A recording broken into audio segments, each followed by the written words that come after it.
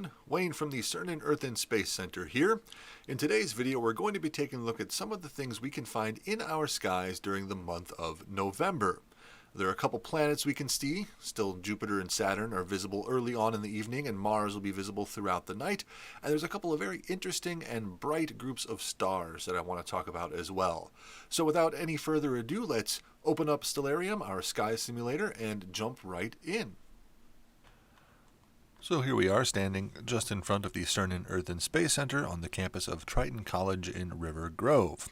We have our date and time set for November 15th, right around 7 p.m. in the evening, and that's about 2.5 hours after the sun sets that night, which is a good time to go out and take a look. The skies will be nice and dark. If you're around Chicagoland like we are here in River Grove, you might have to deal with some light pollution, but you should get some nice views of the stars and objects that are visible, as long as it's not too cloudy out there. Now facing towards the west, here we can see the CERN Earth and Space Center right in front of us. And as we look up and turn throughout the sky, we'll start to see some bright stars and objects. We can still see Jupiter and Saturn very easily in the sky. They'll be visible around 7 p.m., but as it gets later, they're going to set below the horizon, and you won't be able to see them too much.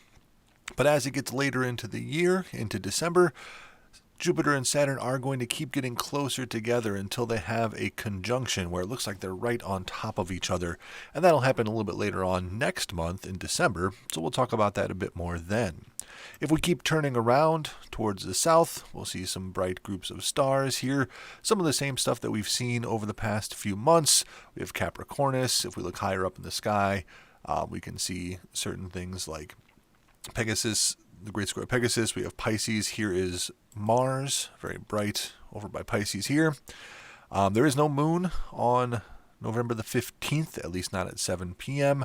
It'll be pretty close to a new moon there as well.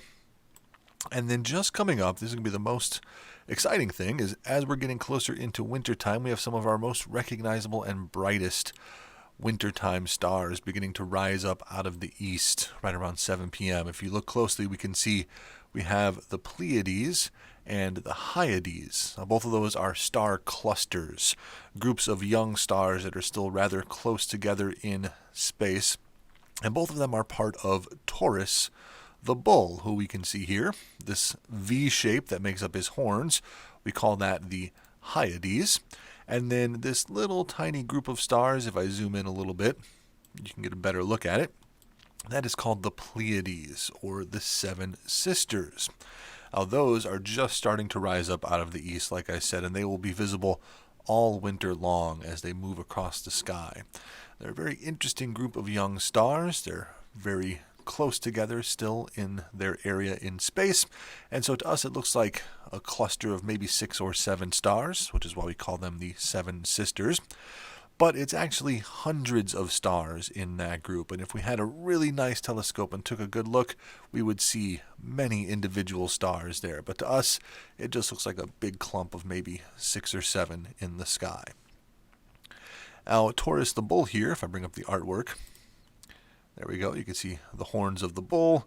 You have this bright orangish looking star here. Its name is Aldebaran, and that means the eye of the bull, and it's sitting right in the eye of Taurus the bull. And then those stars, the Pleiades, are sitting right in his shoulder. Those are going to be some of the brightest, most interesting stuff starting to come up here in November. And if you stay up a little bit later, as I fast forward time here, let's go to 8, 9, let's go to 10 o'clock. So if you stay up nice and late, you'll start to see a lot of other cool things rise up. And coming up in the sky right next to Taurus the bull is one of everyone's favorite constellations. Very recognizable, and that is Orion the Hunter, who we can see here. These 3 stars in his belt make him very, very easy to spot because they're bright and close together. And he also has some bright stars here in his shoulder. That is Betelgeuse, and a bright star down here by his foot called Rigel. All of those stars make Orion very easy to spot in the sky, and it seems like he's kind of the matador fighting against Taurus the bull. And there are some really interesting stories involving Orion in the sky, and we'll get into some of those a little bit next month as he gets easier to view in the sky.